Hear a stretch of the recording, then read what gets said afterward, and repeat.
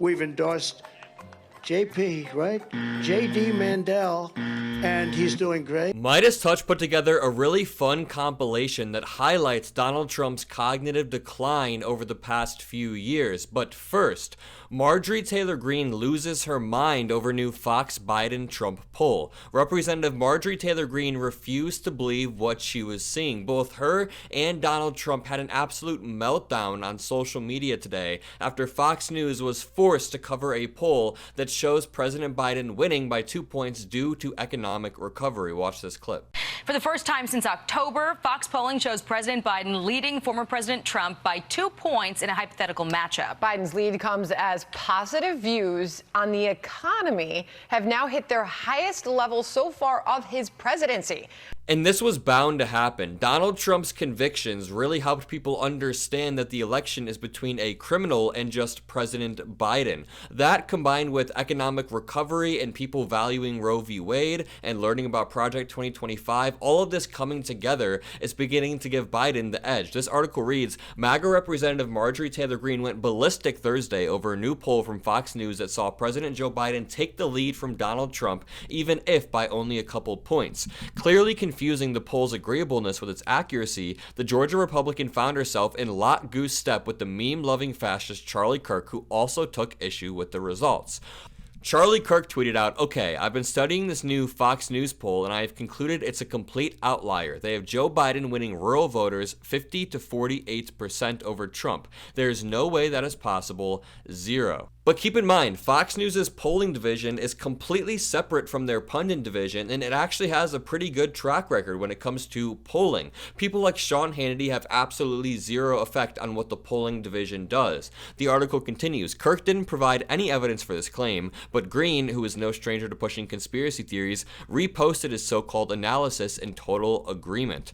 100% correct. This Fox News poll is wrong. My district is in rural northwest Georgia, and it is solidly supporting Trump. Same with most of rural America, smart people. Greene's factless freakout comes just hours after a tantrum from Trump himself, who went off about the poll on Truth Social. And Donald Trump posted a very angry truth post. He said, "My latest Fox News poll is trash. They used a biased, Democrat-leading sample of voters, polling more Biden 2020 voters than Trump 2020 voters, to skew the results in favor of Crooked Joe. I am leading big in virtually every other poll, including in all of the key battleground states like Wisconsin, where I just held a massive rally, and Pennsylvania, where I will be on Saturday. Also, the number one issue in this country is not protecting democracy. It is inflation and immigration. If it is protecting democracy, Trump is your best choice because Crooked Joe Biden is the greatest threat to democracy in history with this open border and weaponization of our justice system against his political opponent,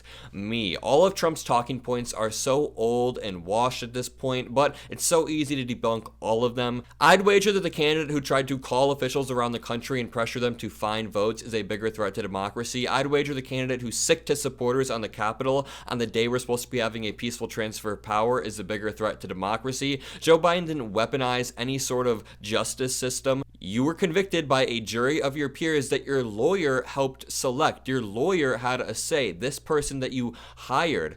The border is absolutely not open. It never has been. Yes, the border is not efficient right now at processing immigrants, but we did have a chance to pass a perfectly good bill, and Donald Trump decided to shoot it down, or rather force Congress to shoot it down, because he is now the deep state who is pulling the strings behind the scenes. But MeidasTouch put together a really entertaining compilation that shows all of the times that Donald Trump messed up names in recent history, and it is pretty bad. I think you should take a cognitive test like I did. I took a cognitive test and I aced it. Doc Ronnie Johnson. Does everyone know Ronnie Johnson, congressman from Texas? He was the White House doctor.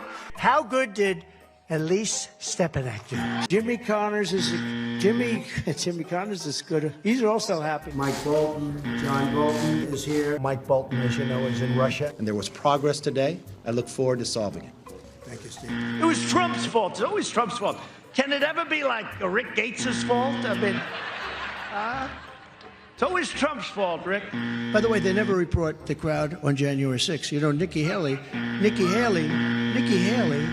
You know, did you know they destroyed all of the information, all of the evidence, everything? Deleted and destroyed all of it. All of it. Because of lots of things. Like Nikki Haley is in charge of security. We offered her 10,000 people. We have some of our great business leaders and leaders, period, right behind me. I may ask Marilyn Lockheed. We appreciate it very much, Tim Apple. Yes, please, Mr. Kirk. Thank you very much for your time. You know what was interesting?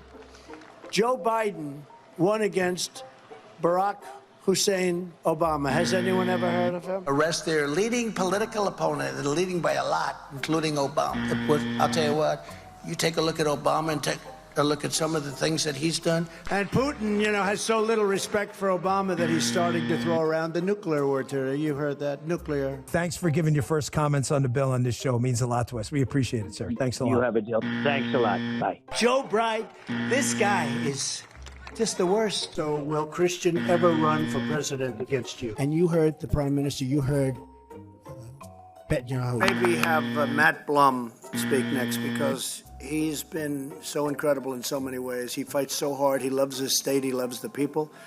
Think of it, a new branch of the United States military, United States Armed Forces, called Air Force. I never talked about that. That's something we never talked about. But what we just saw, we just left pleasure. A very big hello to a place where we've done very well, Sioux Falls. Thank you very much, Sioux Falls. Thank you.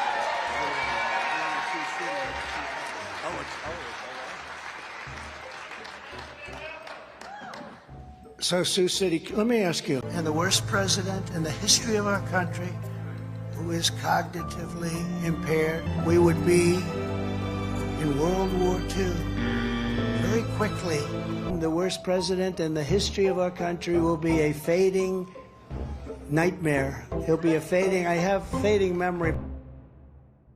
Credit to MeidasTouch for that clip, incredibly revealing, and something I've been thinking about lately is because of the mainstreaming of short-form content, because it's so popular, I'd honestly wager that most Americans, or most voters, haven't even heard President Biden speak for over a minute throughout the past year. So that all they see are these 5 to 10 second clips of President Biden reportedly wandering off when usually it's just cropped and slowed down, whereas with Donald Trump, he can go on these 3-minute long rants, but the right-wing media ecosystem is so strong at this point that they're able to make him seem like this strong man. But that's why I'm hoping this debate happens in roughly a week. I want to see Donald Trump and President Biden on the same stage, and I think it will become incredibly clear to the American voters which one is more coherent and which one is more unhinged. If you enjoyed this video, make sure to leave a like, comment a blue heart if you made it this far, hit the subscribe button, and have a great day.